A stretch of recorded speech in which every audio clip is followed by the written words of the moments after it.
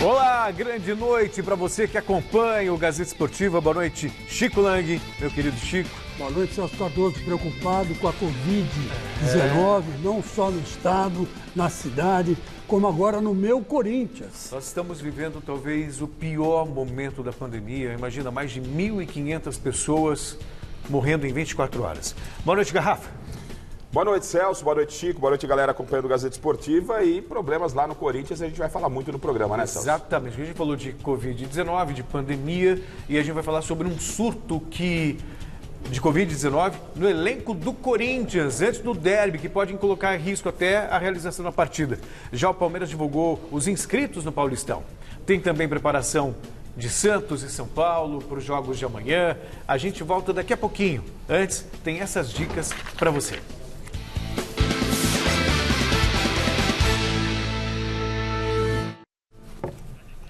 Muito bem, estamos de volta diretamente para a nossa enquete. Vamos conferir. Quem chega mais prejudicado para o derby? O Palmeiras, em meio às finais da Copa do Brasil, ou o Corinthians com o possível surto de Covid-19? Entre no site gazetesportiva.com para deixar o seu voto e você também pode usar o nosso QR Code que aparece aqui do lado.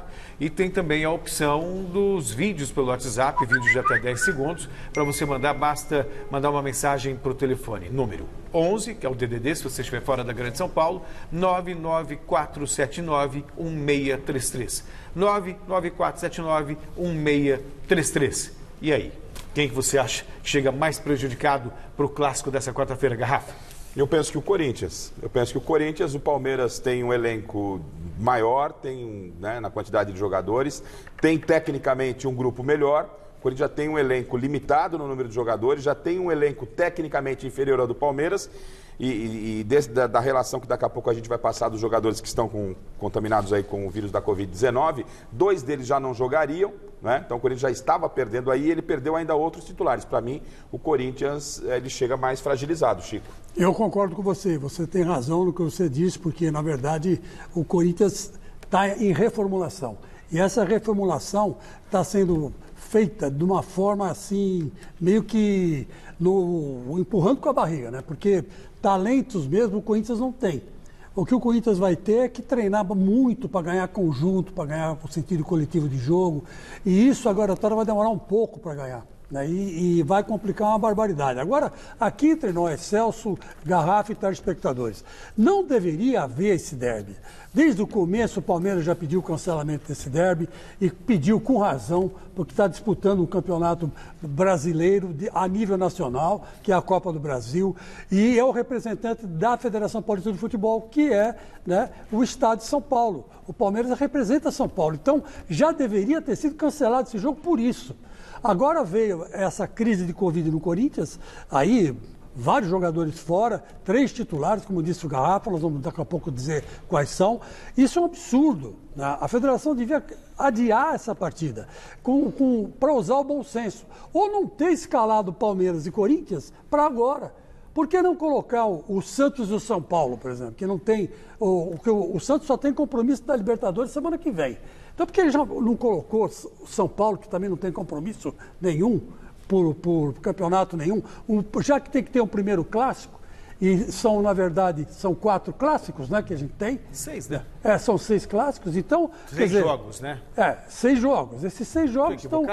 Um em cada rodada, né? São 3. 6. Cada um faz 3 clássicos.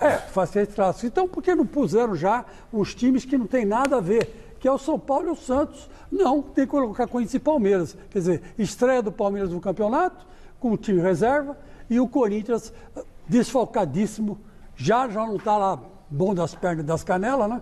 E agora vai estar desfalcado por causa da Covid. Vamos começar então indo diretamente para o Parque São Jorge. Na véspera do clássico contra o Palmeiras, o Corinthians divulgou que 8 jogadores e 11 colaboradores estão com a Covid-19. E o Jonas Campos traz as últimas informações sobre o caso. Uma grande noite para você, meu querido Jonas.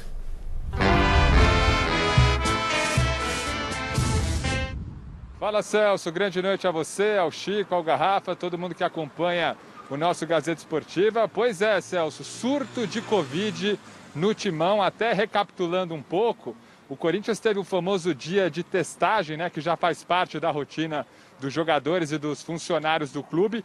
Ontem, antes do treino, todo mundo passou aí pelo teste aí para o novo coronavírus. Os jogadores treinaram e aí foram aparecendo resultados positivos. O Corinthians automaticamente foi afastando todo mundo que testou positivo, sem divulgar nomes, e esperou hoje a tal da contraprova, até porque o próprio Corinthians já passou por caso aí de jogadores que acabaram testando aquele falso positivo. O Corinthians recentemente afastou alguns atletas do duelo contra o Bahia, depois descobriu que eram falsos positivos. Mas nesse caso de agora, antes do derby contra o Palmeiras, foram realizadas essas contraprovas e confirmados 19 infectados, sendo 8 jogadores e 11 colaboradores, funcionários do clube que trabalham ali no CT Joaquim Graba. Vamos então aos atletas que vão desfalcar o Corinthians no derby.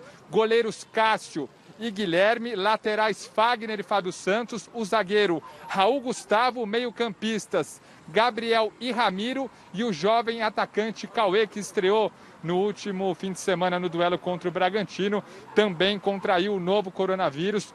8 atletas do Corinthians, desses 19 infectados, alguns apresentaram sintomas, fizeram exames complementares. O Corinthians, obviamente, vai acompanhando caso a caso, mas são 8 desfalques importantes. Fica até uma dúvida no gol, né? Porque o Cássio está fora, o Guilherme também.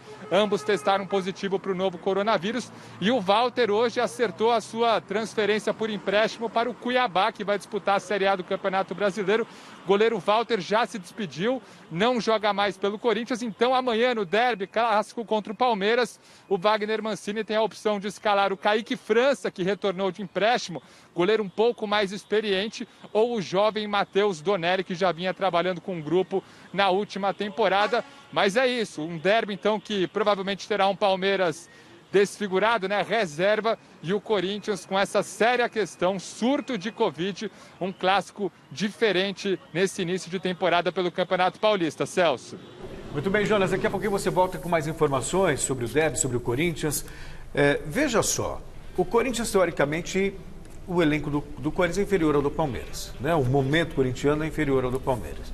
E aí, quando você perde 5 titulares, Cássio, Fagner, Fábio Santos, Ramiro e Gabriel, são 5 titulares.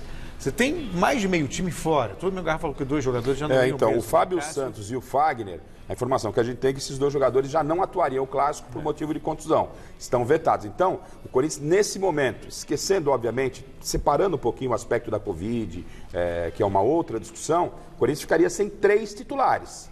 3 titulares. Palmeiras vai preservar muito mais do que esses 3 titulares. Então, a gente, sem analisar o aspecto da saúde, lógico que isso é muito importante, é o mais importante ainda, mas como a bola continua rolando, isso não depende de mim, nem do Celso e nem do Chico, então vamos analisar o que está sendo colocado. O que está sendo colocado, para mim, se o regulamento tem que seguir, segue o jogo. São 3 jogadores, né? Existe um protocolo. Acho que foi o São Bento de Sorocaba, Sim, que teve que jogar com 13 jogadores. E inclusive com o goleiro jogando na linha. Quer dizer... Se é assim que está tocando a banda, porque aí o Corinthians ficaria, mesmo isso, como claro, desfalque... Na Série B. Né? Isso, como desfalque, exatos por esse problema, Gabriel, Ramiro e o Cássio. Ele perde esses 3 jogadores para o clássico. O Fábio Santos e o Fagner já estavam fora. Mas são desfalques da mesma maneira. Claro. Da mesma maneira. E eu estava aqui fazendo uns cálculos, evidentemente que daqui a pouco o Jonas entra e dá um time mais ou menos definitivo, mas você tem, ou como o Corinthians poderia entrar em campo, com o Donelli, né? Não sabe se o Kaique França vai jogar, porque está chegando de empréstimo, o Bruno Mendes, lateral direito, o Jamerson, e o Gil e o Lucas Piton. Né? Essa é a defesa. Pelo menos a defesa só se altera no gol. O Gemerson e o Gil formando a dupla de zaga. Formando a dupla de zaga. O Xavier e o Cantillo. Né? O Xavier pode bem jogar, ou pode jogar o Rony ali também, né? Que Casares. tem essa possibilidade. Aí você tem o Otério e o Casares, para completar meu campo, e lá na frente o Léo Natel. Ou esse Rodrigo, o Léo Natel, Rodrigo, ou o Jô, ou o Mosquito. Você tem ainda Vital, você tem o Soneca do Luan. É o elenco do Corinthians, não é? Você tem um elenco, você limita mais o elenco do Corinthians, né? Porque o Gabriel vinha jogando bem. A verdade, Chico, desculpa, a verdade é o problema do Corinthians não é a Covid. Claro, a Covid é um problema de saúde. O problema do Corinthians é o elenco que é fraco. Mas a Covid ajuda também, né? Mas são 3 jogadores, podiam também estar machucados aí. Mas o problema do Corinthians é falta de qualidade de jogadores. Você não tem substituto à altura. Aí você acaba caindo para esses jogadores com menor expressão. É um problema crônico no Corinthians. E é evidente, você vai ver que o Xavier vai ter trabalho, né? Porque ele vai marcar ou o William Bigode, que deve jogar, né? Se bem também, a gente já teve situações, eu lembro do jogo da polêmica, a gente vai falar do Palmeiras agora na sequência, mas o Flamengo também teve um surto de Covid, veio aí com a garotada e empatou com o Palmeiras. Você não pode comparar, né? O Flamengo tem um trabalho de base muito bom, né, Celso? E o time reserva do Flamengo, o sub-20 do Flamengo, quase que um time titular, né? De qualquer maneira, para minimizar um pouquinho esse cenário de caos no Corinthians, o Palmeiras definiu hoje a primeira lista de inscritos no Paulistão. Lá na Academia de Futebol, o Alexandre Silvestre revela os nomes escolhidos pelo técnico Abel Ferreira. Boa noite, Silvestre, ou melhor, uma grande noite para você, para não perder o hábito.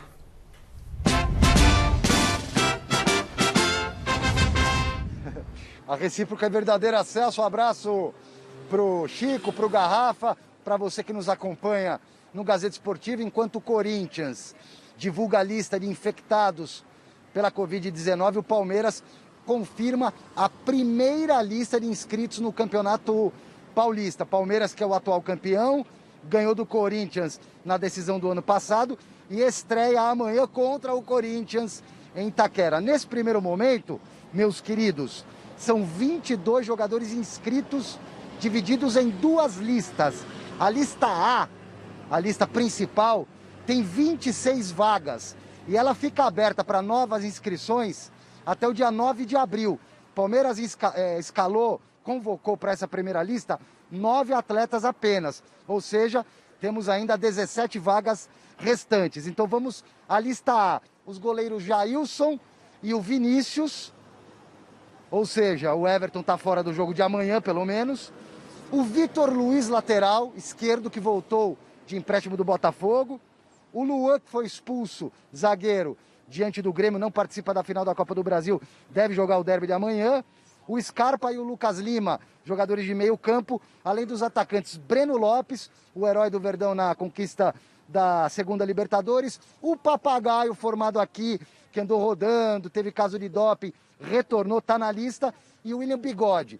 Outros jogadores inscritos na lista B. Aí é mais para a garotada da base. Jogadores com pelo menos 1 ano de clube, de 16 a 21 anos. Então vamos lá, aqui é número ilimitado. O Palmeiras, assim que julgar necessário, pode pensar, puxar um garoto e colocar nessa lista. Então vamos lá, não tem goleiro, e sim laterais. O Gustavo Garcia, o Lucas Esteves, o Vanderlan, o Henry e o Renan, que são zagueiros. Os meio-campistas, o Danilo e o Gabriel Menino. O Palmeiras preferiu não gastar, obviamente, 2 vagas lá da lista principal e colocou eles aqui, já que eles se enquadram nesse perfil de garotos da base até 21 anos. Fabinho, o Ramon César e o Vitinho. E os atacantes, Gabriel Silva, Giovani e Marcelinho. Daqui a pouco eu volto, Celso, baseado nessa lista, para tentar entrar na mente do professor Abel Ferreira e escalar um Palmeiras bem razoável para o clássico de amanhã. Vocês vão ver. Muito bem, Silvestre. Então a gente volta com você daqui a pouquinho. Olha só. O Chico deu aí uma prévia do que pode ser o Corinthians, que a gente vai confirmar ou especular. Palmeiras é o reserva do reserva. Mas ainda o reserva do reserva tem Gustavo Scarpa, tem Lucas Lima, tem o William. O Daniel, o Gabriel Menino também são titulares. Né? Que na verdade estão na lista B, né? É uma lista B, mas estão no jogo, né? Então, pode ser escalados. Eu particularmente acho que o Abel Ferreira, o técnico do Palmeiras, está fazendo um trabalho muito bom no clube. Muito bom. Ele está sabendo utilizar tudo aquilo que ele tem de melhor, né, diante das circunstâncias que lhe são apresentadas. Por exemplo, ele sabe que ele tem a grande possibilidade de conquistar o seu segundo título seguido em menos de 15 dias, que é contra o Grêmio, e o empate já dá o título ao Palmeiras. Então o que ele fez? Ele preservou todo mundo, né, todos os grandes jogadores, aqueles que ele sabe que vai precisar, né, e escalou né, um time reserva para encarar o Corinthians. Evidentemente que o Jailson vai jogar, o Vinícius vai jogar, o Vitor Luiz também, o Luan, né, o Scarpa, o Lucas Lima, o Breno Lopes pode até aparecer de lateral direito, né, porque ele não tem lateral direito de ofício, né, então ele pode botar o Bruno Lopes de lateral direito, veja você, e desenterrou o Papagaio, e o William Bigode. O William Bigode vai ter a função, evidentemente, de fazer gols no Corinthians. Né? Então, quer dizer, é um trabalho muito bem feito desse português. Esse português, ele faz um trabalho bom dentro de campo, na minha opinião. Ele monta uma equipe muito competitiva dentro de campo. Ele joga com o regulamento debaixo do braço. Quem faz muito isso, vou repetir, falei ontem, vou falar sempre, é o Simeone, lá na Espanha. Né? E ele está repetindo a mesma coisa aqui no Brasil. Ele não é aquele porra louca que sai para cima e quer ganhar o jogo de qualquer jeito. Ele tem time para isso, mas ele não faz isso. Ele vai na manha do gato, ele vai na experiência, ele vai na sobra, ele vai no contragolpe. É como ele falou ontem aqui aqui no Gazeta Esportiva. Ele defende atacando, né? E ataca defendendo. Quer dizer, é uma forma diferente. Esse técnico realmente, o Palmeiras foi descobrir, lá você mesmo deu a origem, né? Foi indicação do Jesus, né? E vou te dizer uma coisa, é um treinador que a cada dia que passa vai conquistando assim, a minha admiração, porque ele sabe fazer um time, ele sabe aproveitar o elenco que tem. E isso é um mérito terrível, né? Pode ser que o Palmeiras leve até o título do Campeonato Paulista. Chico, Celso, você acompanhando a Gazeta Esportiva, eu estou numa expectativa grande para um bom jogo, para um clássico bem diferente, principalmente por isso, porque são dois times completamente diferentes, acho que pode ter um equilíbrio. Quem não vai entrar no clássico são jogadores que normalmente não estão atuando, é uma grande oportunidade de se mostrar, e se mostrar no Corinthians e Palmeiras é tudo que todo mundo quer. Porque vai estar todo mundo olhando. Então, quem tiver personalidade... Então é um Corinthians e Palmeiras muito diferente da realidade do momento, quando a gente fala das equipes titulares. E aí ficam dois times completamente diferentes, mas a marca Corinthians e Palmeiras, ela vai predominar. E aí, Corinthians e Palmeiras, tem o imponderável, tem o mais fraco ganhando do mais forte. Imagine com essa salada mista. O Palmeiras, dentro da sua realidade, preservando os seus titulares, o que está coberto de razão português, né? Tá aí com uma mão e meia na taça para conquistar mais um título, tem que preservar mesmo, mas você olha para o elenco dele, entre esses nomes desconhecidos há muita gente conhecida, gente de qualidade. O Corinthians está na sua limitação, mas vai entrar uma garotada. Pô, vou jogar contra o Palmeiras, cara. Esses caras vão entrar voando. Então, a expectativa é que em o jogo sendo confirmado, isso deve mesmo acontecer, pode ser um grande Corinthians e Palmeiras. De repente, a rivalidade... né? Vai falar mais alto. Exato, pode falar mais alto. Aliás, a rivalidade sempre fala alto em Corinthians e Palmeiras. Claro. Na minha opinião... Aliás, o senhor está até com o pezinho balançando, porque é Corinthians e Palmeiras. Não. Toda vez que tem um Corinthians e Palmeiras, ele faz o programa e ele fica aqui, ó. Você que está em casa não vê, mas... Porque o Corinthians não vence o Palmeiras há 4 anos. Ele fica aqui, ó. Não, você está enganado. É que eu tô com o calo... tá bom, sei. No calcanhar. Então eu estou ajeitando o sapato. Um calo chamado Sociedade Esportiva Palmeiras. Tremendo, não é a perna que está tremendo. Agora, que vai ter nego que pode tremer nesse jogo, vai. Né? Esse jogo aí é o divisor de águas, vamos dizer assim. Tanto para o Palmeiras quanto para o Corinthians.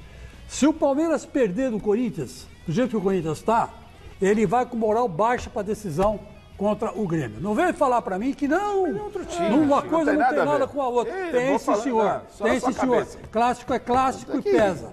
E se o Corinthians ganhar do Palmeiras... O senhor está querendo tirar a responsabilidade do seu Corinthians. O Wagner Mancini vai ter fôlego. Se o Corinthians perder pro time reserva do Palmeiras, aí sim é o mico. Até o final. Quer dizer, então, quem entrar em campo...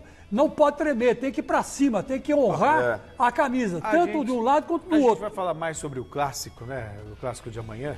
Mas eu acho que não vai acontecer nada para ninguém. Se o Corinthians perder, se o Palmeiras perder, por toda circunstância, segue o jogo, segue a vida. Antes, vamos, já de falar mais do clássico, né? Vamos relembrar os jogadores que passaram por grandes clubes do Brasil e hoje defendem times do interior no Paulistão. Tudo isso na reportagem do José Paes. Que o Campeonato Paulista é o estadual mais disputado do Brasil, isso ninguém tem dúvida, né? Dos 16 clubes que jogam a competição neste ano, 5 também participam da Série A do Brasileiro. Em 2021, 2 participam da Segundona e 4 da Série C. Mas não são apenas os envolvimentos nessas divisões nacionais que qualificam e engrandecem as equipes aqui do nosso quintal. Tem muito clube com orçamento pequeno por aí no interior, contando com atleta de renome e história no futebol. Top 4, 4 atletas de renome e história no futebol que vão jogar o Paulistão em 2021 por clubes do interior. Número 4, Renato Cajá. Com 5 passagens pela Ponte Preta do meu brother Flávio Prado, o Cajá desta vez vai jogar o estadual pela Ferroviária de Araraquara. Pra quem não se lembra e pra quem lembra também, o meia de 36 carnavais já atuou pela Ferrinha entre 2006 e 2007. Número 3, Roger. Depois de quase pendurar as chuteiras pós-passagem pelo Operário do Paraná, o atacante /9 clássico acertou com a Inter de Limeira pro Estadual 2021. Ponte Preta, São Paulo, Corinthians e Internacional são só algumas das camisas já trajadas anteriormente pelo artilheiro. Número 2, Rafael Marques. Aos 37 aninhos, o atacante ex-Palmeiras, Cruzeiro e Botafogo tá de volta ao Brasil depois de um período no futebol japonês. Experiência não vai faltar no comando de ataque do Fogão. Número 1, Alex Muralha. Conhecido por ter garrado no gol do Flamengo, como diz minha avó, o Homem-Parede jogou a última Série A do Brasileirão pelo Coritiba, mas rompeu o contrato que tinha com o Coxa para defender o Mirassol no Paulistão. Em 2014, vale lembrar, o Muralha também teve uma passagem pelo Mirassol. Personagens não faltam, a história tá para ser escrita. Resta agora saber qual desses caras aí vai representar um bom papel no Campeonato Paulista.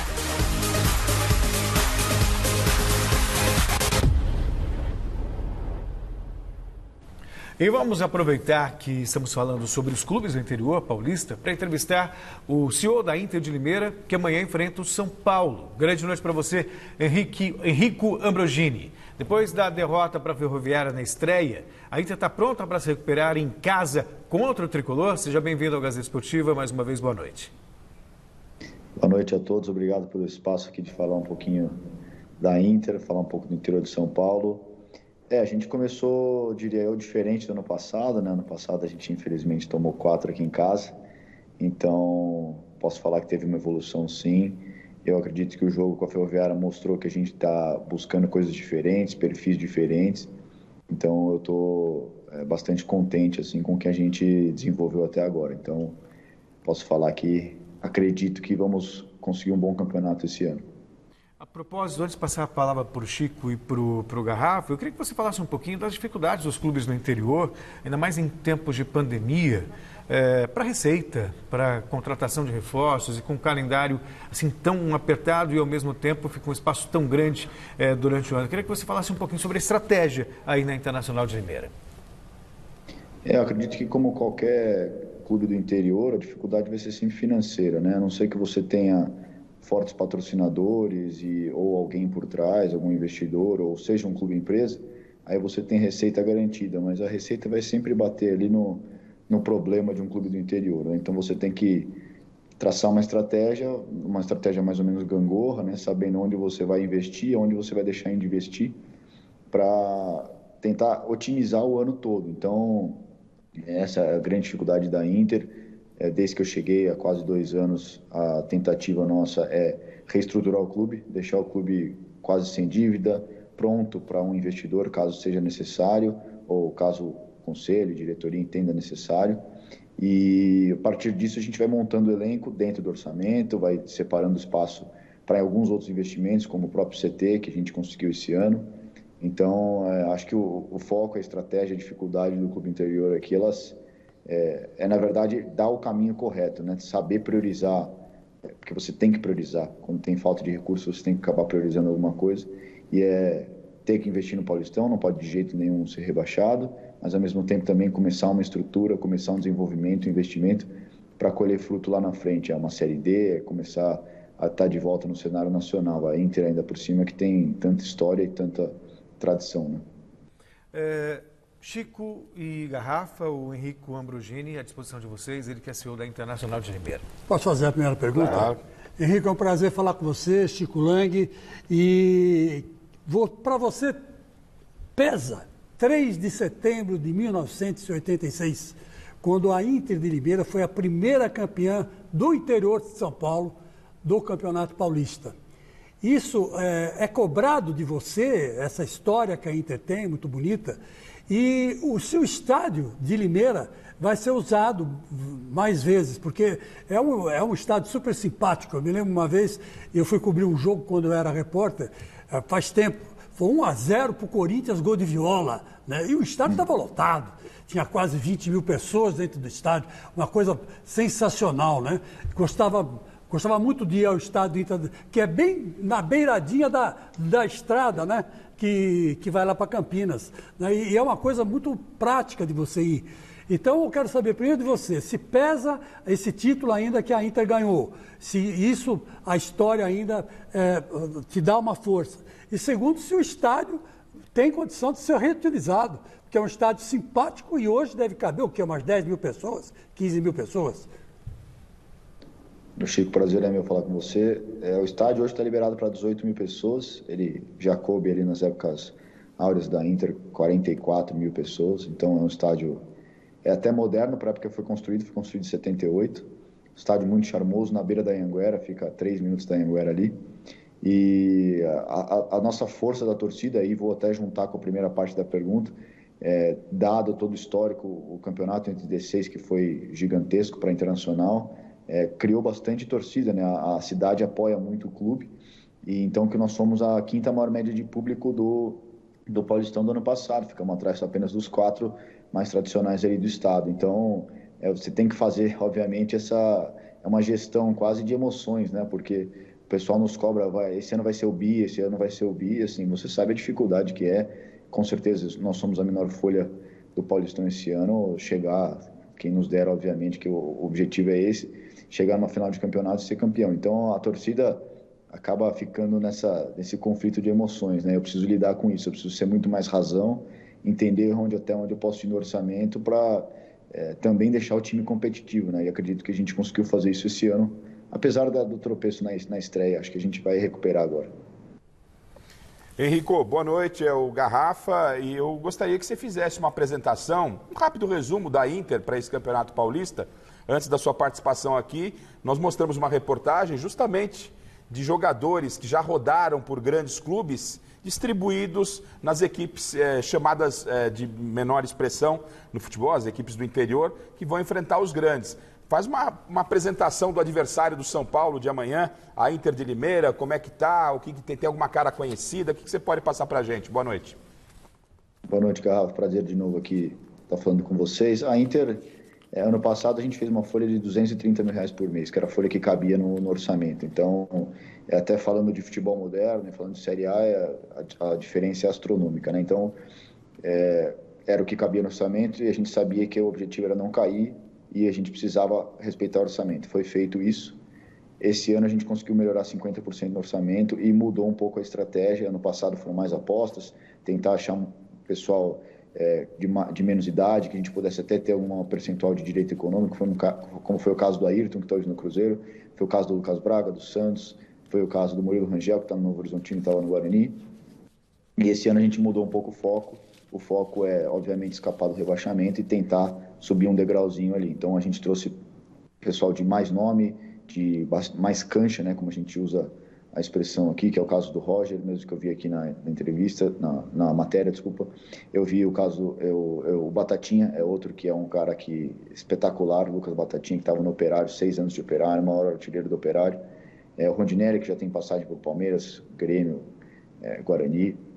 Então, o David próprio, que estava no Guarani. A gente está tentando deixar um elenco mais experiente, mais cascudo, para poder subir esse degrauzinho. Acho que esse é o momento nosso. E a gente pega um grande clube de São Paulo, que não tem nem o que falar, né? Pode até falar de uma fase, qualquer outra coisa, mas é sempre o São Paulo.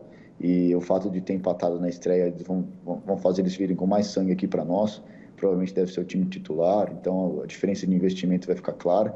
Mas eu tenho muita confiança na minha equipe, eu acho que todos entenderam o projeto Inter de Limeira. Eu não consigo contratar ninguém simplesmente por dinheiro, por bonificação, então eu tenho que contar uma história, eu tenho que contar um projeto.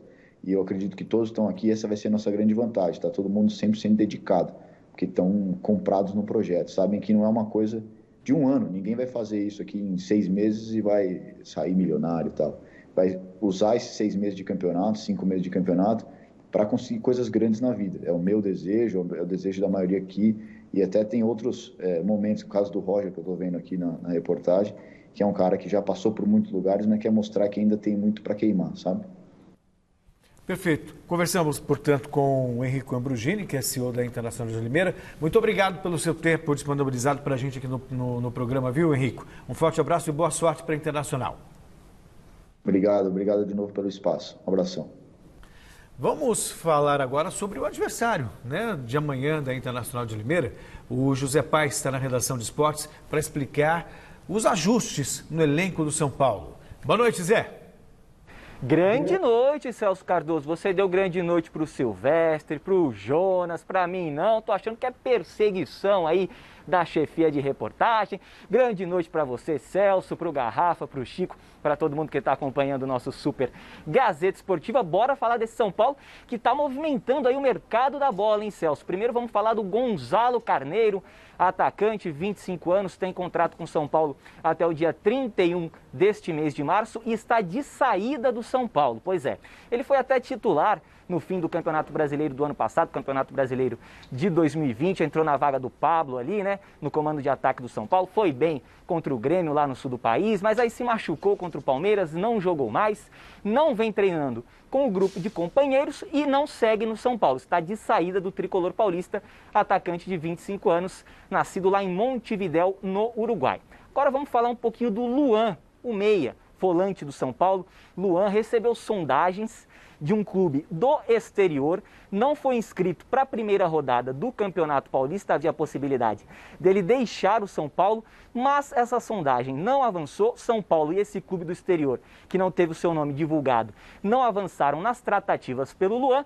Luan foi inscrito agora pelo São Paulo e vai poder jogar esse jogo de amanhã às 5 horas da tarde lá em Limeira contra a Internacional de Limeira. Então ele pode jogar, deve ficar no banco, mas pode entrar no decorrer da partida para esse jogo contra a Inter de Limeira. E finalizando essa minha primeira entrada, viu, Celso? Esse mercadão da bola aí do São Paulo, vamos falar do Miranda, zagueiro, aquele mesmo, tricampeão brasileiro pelo São Paulo, 2006, 2007, 2008, estava lá no Jiangsu Suning da China. Mas aí o clube chinês acabou, Celso.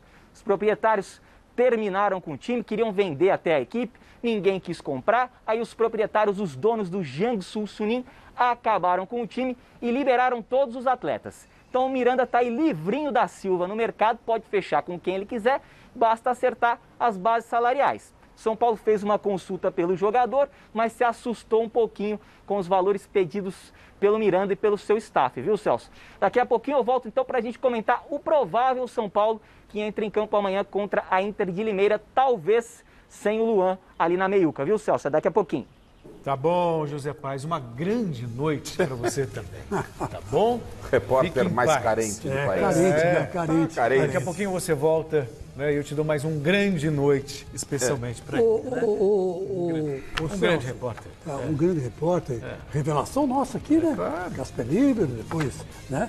Foi editor e agora é repórter. E o repórter que edita também, tem essa aí, né? Que a gente tem que falar. Agora, veja você, eu ainda, antes, eu vou deixar para o Garrafa falar do Carneiro, do Luan e do Miranda. Eu queria falar o seguinte, que o nosso Crespo ainda está a tiracolo do Muricy. Ainda está a tiracolo do Muricy. Esse negócio de 3-5-2 não saiu da cabeça dele, saiu da cabeça do Muricy. Você vê as pistas começam por quem que o São Paulo foi buscar. Quem que jogou com o Muricy e foi tricampeão brasileiro? Miranda. Então, ele, já que acabou o time lá da China, ele vai buscar quem? Ele vai buscar um cara que ele sabe que vai dar conta do recado jogando com 3 zagueiros, que é o Miranda. Então, eu particularmente acho que o Crespo ainda está muito submisso ao supervisor, que é o Muricy. Sério, você acha? Eu acho. As indicações. Eu estou com a intuição de que isso está acontecendo. Que ele não tem ainda aquela visão de chegar e falar assim, não, Muricy, é o seguinte, por enquanto não dá para jogar com 3-5-2, que nem o Miller disse ontem aqui. Vamos jogar no 4-4-2? Por exemplo, se jogasse no 4-4-2, não tomava o gol que tomou do Dudu logo na estreia do Botafogo de Ribeirão Preto. Porque teria um cara ali impedindo que o Dudu completasse pro gol. Quer dizer, então, eu acho que tira a cola do Muricy. E isso pro São Paulo não é bom, Garrafa. Chico, eu acho que se é pro bem do São Paulo, não tem nenhum problema conversar com o Muricy. Eu não vejo nenhum problema, principalmente num técnico que tem pouca bagagem, que tem pouca rodagem. Se tem alguém que pode lhe apoiar, que no caso é o Muricy, que é do departamento de futebol, claro que a decisão final tem que partir dele, aí eu entendo onde você está querendo chegar, né? E até por ser um argentino, um cara que rodou em grandes clubes e tal, é um cara que tem personalidade, não acredito que ele esteja se submetendo ao Muricy, mas esteja, sim, tentando tirar algo de proveito. Claro. E se for pro bem do São Paulo, eu acho que está valendo. Quem trouxe o esquema com 3 zagueiros foi ele mesmo. Ele até jogava assim no Defensa e Justiça, né? Mas uma coisa é você jogar com 3 zagueiros no time e você querer implantar o mesmo esquema se você não tiver as peças do São Paulo. Nem sei se São Paulo está indo buscar. Nem sei se é o caso, mas enfim. Porque aí vem de cima para baixo, né? Agora, sobre o Miranda, tem 2 formas de analisar o Miranda. A primeira delas, você não quer o Miranda no seu time? Esse nível, cheio de jogador ruim, cheio de perna de pau que a gente tem aqui com uma perna, né? só. Seria ótimo para qualquer time. Miranda chega e joga como titular em qualquer time. 40 anos já, hein? Porém, aí a gente vê com outros olhos. Esses caras que já são famosos, rodados e com uma certa bagagem e com uma certa idade, esses caras vêm e querem contrato de 3, 4 anos. Aí o negócio pega. É o que está acontecendo com o Daniel Alves. O São Paulo tá louco. O São Paulo já liberou o Carneiro, vendeu o Brenner, mas o São Paulo quer se livrar do Daniel Alves. Não dele como jogador, de quanto ele está custando, de quanto ele está onerando os cofres do São Paulo. Então, se o São Paulo tem essa preocupação com o Daniel Alves, não adianta você trazer, dispensa o Daniel, acerta alguém que possa pagar esse salário astronômico do Daniel, que é fora da realidade do São Paulo, e você investir tudo no Miranda. Né? Essa é a grande questão. É o famoso custo-benefício. Né? Que não é dos melhores. O Santos também entra em campo amanhã pelo Paulistão às 5 da tarde contra a Ferroviária na Vila Belmiro. Mas o Peixe ainda não terá Ariel Holan no banco de reservas. O argentino só estreará no sábado contra o São Paulo. Os principais jogadores do clube voltaram aos trabalhos hoje no primeiro treino comandado pelo novo técnico. O lateral direito Pará foi o desfalque porque testou positivo para a Covid-19. Veja só. Marinho segue fora pelo mesmo motivo. Para o jogo de amanhã, o interino Marcelo Fernandes escalará um time repleto de reservas. O Santos deve entrar em campo com Vladimir no gol, Sandro, Kaique, Alex e Wagner Palha, ou Pedro, fechando a linha de defesa. Vinícius Balheiro, Kevin Maltus e Gabriel Pirani no meio campo. Ângelo, Arthur Gomes ou Alanzinho e Jean Mota. É um time com a cara do Santos. E vocês estavam falando de Corinthians e de Palmeiras. Tem essa situação. Mas a realidade do Santos é essa. E isso não assusta muito o santista. Por quê? Porque lá no Santos, quantos desconhecidos não se tornaram famosos? É desses nomes aí que a gente está vendo que aparece uma joia. E outra coisa que me chamou a atenção, né? Porque às vezes o pessoal, você não gosta de técnico argentino, você não gosta de técnico estrangeiro. De argentino, né? Não, negativo. Não, tenho um carinho enorme por você, inclusive. O problema é o seguinte, olha a diferença, né? Do Holan comparando com o Sampaoli. Olha a simpatia do cara, chegou, conversou com todo... O Brasil se livrou daquela mala do Sampaoli, graças a Deus. Aí chegou outro argentino aí, boa gente, o cara que tem um bom currículo, pode fazer um bom trabalho no Santos, Chicão. Olha, o Garrafa, eu me lembro muito bem, eu era garoto, eu tinha acho que uns 8, 9 anos de idade, e eu ia com meu pai ver jogos no Pacaembu, às 2 horas da tarde. Jogo do Palmeiras? Não, Corinthians. Corinthians, sempre havia um jogo de aspirantes antes do jogo oficial. Verdade. E geralmente eram os mesmos times que iam jogar. Né? E eu me lembro muito bem que a gente ia mais cedo, almoçava às 11h30, meio-dia, e ia para o Pacaembu para ver um cara chamado Rivelino. que quando a gente ouviu falar Rivelino, o cara fala assim, pô, mas Rivelino, que nome esquisito. Nunca teve um cara chamado Rivelino no futebol brasileiro. Esse cara não deve jogar nada. E pelo contrário, ele foi apelidado na época de o Pelé Branco. E o Pacaembu lotava às 2 horas da tarde para ver o Rivelino jogar com 16 anos. Então eu acho que esse negócio de nome em jogador de futebol não quer dizer absolutamente nada. O que importa é o que ele vai produzir dentro de campo. E eu espero que aí o Santos esteja, para o bem do futebol brasileiro, descobrindo aí 11 Rivelinos, né?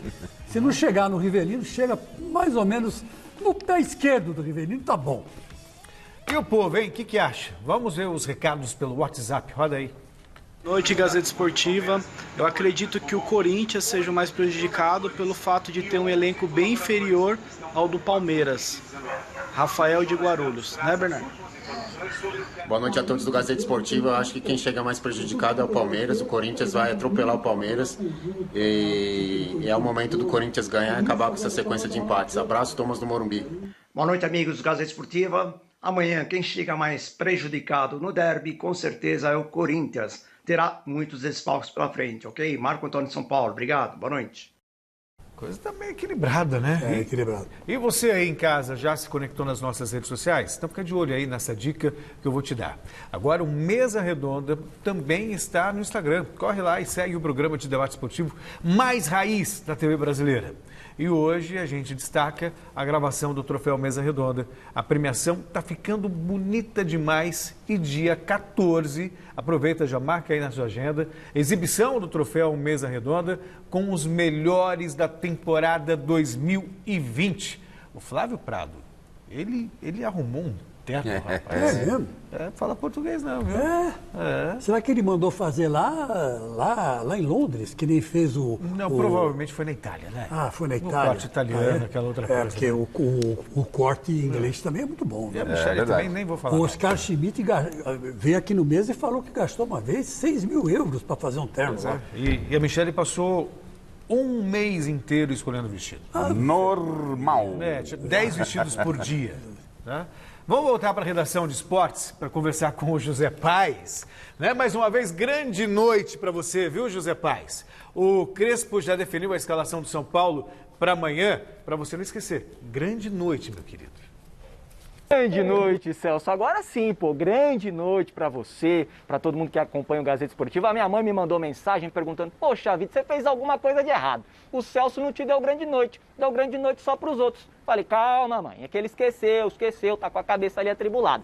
Vamos falar do que interessa, né, que é trabalho? Então vamos lá. A escalação de São Paulo, provável São Paulo que entra em campo amanhã às 5 horas da tarde lá em Limeira, no interior do estado, para enfrentar a Internacional de Limeira, com Thiago Volpi no gol, Arboleda, Bruno Alves, Léo Espelé, Igor Vinícius, Daniel Alves, Gabriel Sara, Igor Gomes e Reinaldo, Luciano e Pablo. Se o Luan jogar esse jogo, aí o São Paulo deve ter uma linha com 4 defensores e ele entra no meio de campo, São Paulo muda para um 4-4-2 e quem deve perder a vaga é o Léo Pelé.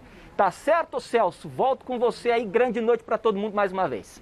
Tá certo, meu querido José Paes. Boa noite. E aí, esse São Paulo? É muito cedo ainda, acho que, para a gente fazer qualquer tipo de avaliação preliminar. Foi um empate na estreia com o Botafogo, desse trabalho do Crespo, que está chegando, está tendo que trocar a roda com o carro em movimento. Né? A gente falava disso, por isso até cobrava que o Crespo assumisse um pouquinho antes, já começasse a se mexer com os jogadores. E então a gente não pode esperar muito desse São Paulo e fica uma grande interrogação daquilo que o São Paulo possa produzir a cada partida. Né? Talvez aí nas fases mais agudas do campeonato a gente consiga enxergar um pouco que o Crespo está entendendo, até porque, além de não conhecer o elenco está sofrendo mutação. Não só do São Paulo, mas todos, né? Perdendo jogadores, alguns que podem chegar, são contratações pontuais. Enfim, vamos aguardar. É uma grande expectativa esse São Paulo do Crespo para mim, Chico. Você sabe, amigos, que a verdade é a seguinte: como existe a construção do preparo físico, que leva um certo tempo, proporcionalmente existe a construção psicológica do time também. E o São Paulo, vamos falar a verdade, com tudo que passou nos últimos tempos, né, era praticamente campeão, né, com 7 pontos na frente do Campeonato Brasileiro, de repente deu um branco e toda a era Fernando Diniz foi para o espaço. Fernando Diniz saiu do time, O time suou sangue, conquistou a rodada, a classificação direta para a Libertadores na última rodada, né? Enfim, quer dizer, o São Paulo está com o emocional abalado. Então, é preciso dar um tempo também para os jogadores. Tanto é verdade que o emocional está abalado, que a quantidade de gol que o São Paulo perdeu contra o Botafogo foi um negócio assim, avassalador. Avassalador. Jogou muito bem o Botafogo, é um time pequeno, é um time que vai apanhar de muita gente, não tem time para encarar o São Paulo. E quase que ganha do São Paulo no Morumbi. Exatamente por quê? Porque o psicológico do São Paulo não está bom. Então temos que dar esse tempo para esses jogadores se recuperarem. Na medida que os gols forem saindo, meu caro Celso, é que nem você quando jogava, vai ganhando aquela moral. Você que tem 1,61 m, parecia que tem 1,80 m. De tanto, né, crescia dentro de campo, não é verdade? O alto tem 1,72 m, mas também não rebaixa tanto assim, né? 61, para. O Corinthians conheceu hoje seu adversário na estreia da Copa do Brasil. Diretamente do Parque São Jorge, Jonas Campos volta para contar quem foi sorteado para enfrentar o time de Wagner Mancini.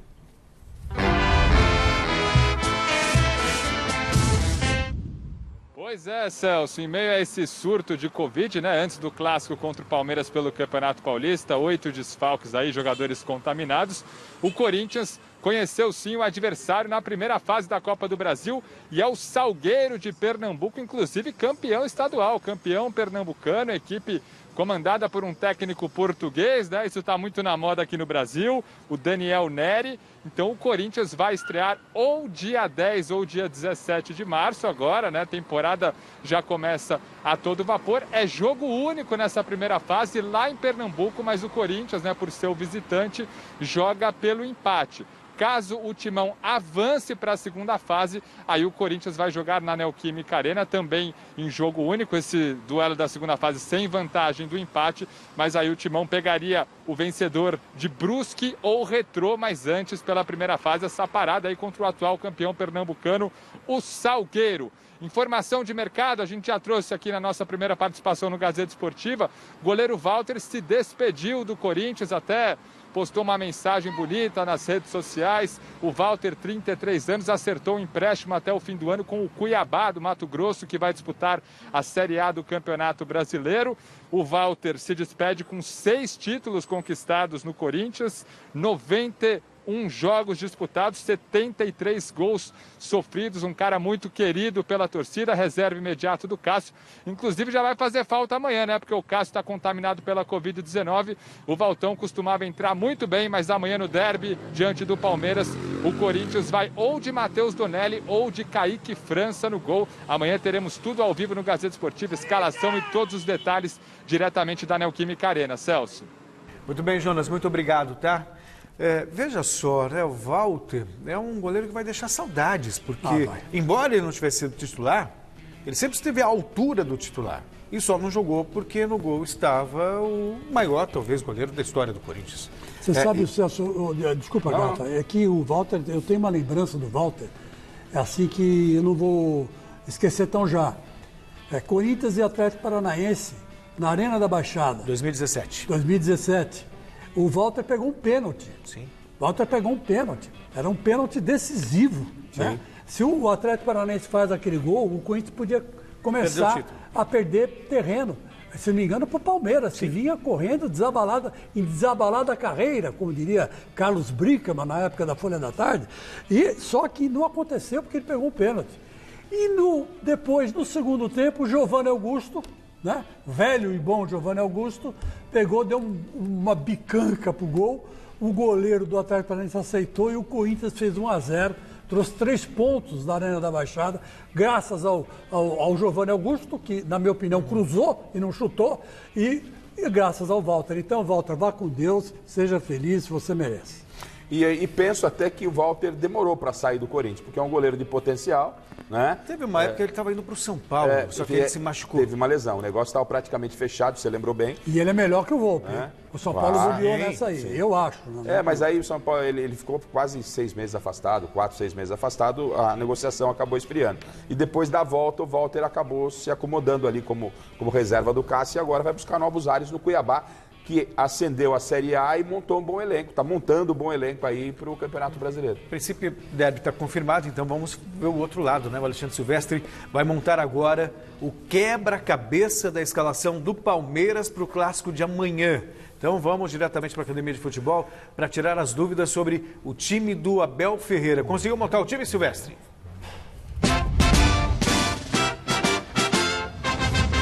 O time está aqui na mente, Celso. Que responsabilidade, hein? Lembrando, 22 jogadores inscritos para esse começo de Paulistão. A lista pode ir mudando, mas são 22 à disposição para o Abel escolher 11 para começar o jogo de amanhã. O Everton está fora, então acredito eu que jogue o Vinícius Silvestre. Foi assim na última rodada do Campeonato Brasileiro, contra o Atlético Mineiro, o Palmeiras cumprindo tabela, jogou o Vinícius, acho que vai o Vinícius de novo no gol. Lateral direito não tem um de ofício, nem Mike, nem Marcos Rocha inscritos por enquanto no Paulistão.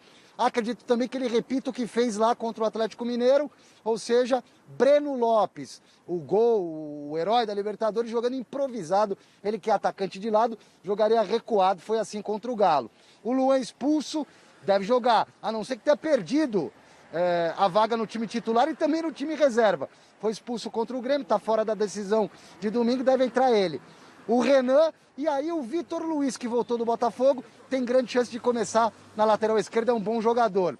Danilo e Gabriel Menino, aí eu vou montar o meio campo com 4 homens. Danilo e Gabriel Menino, que não são mais titulares absolutos, devem jogar essa partida. Lucas Lima, Gustavo Scarpa, William Bigode, sempre uma boa opção na frente. E o Gabriel Silva, garoto de futuro, precisa ganhar um pouco mais de maturidade.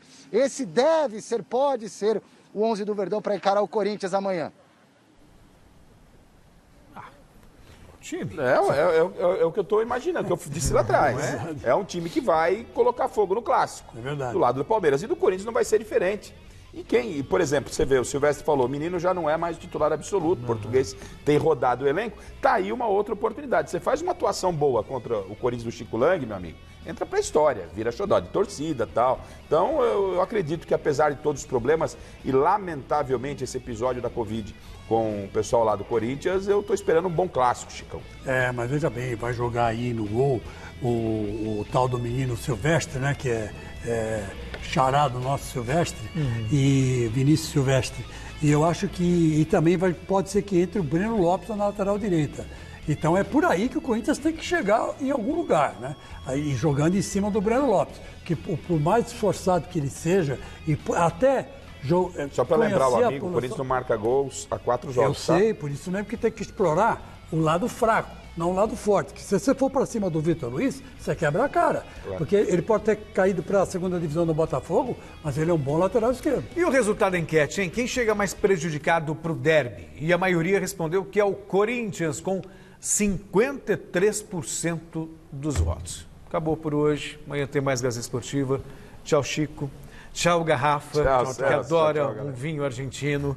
E fica agora com o Jornal da Gazeta. Tá bom? Até amanhã. Tchau. Quem não gosta...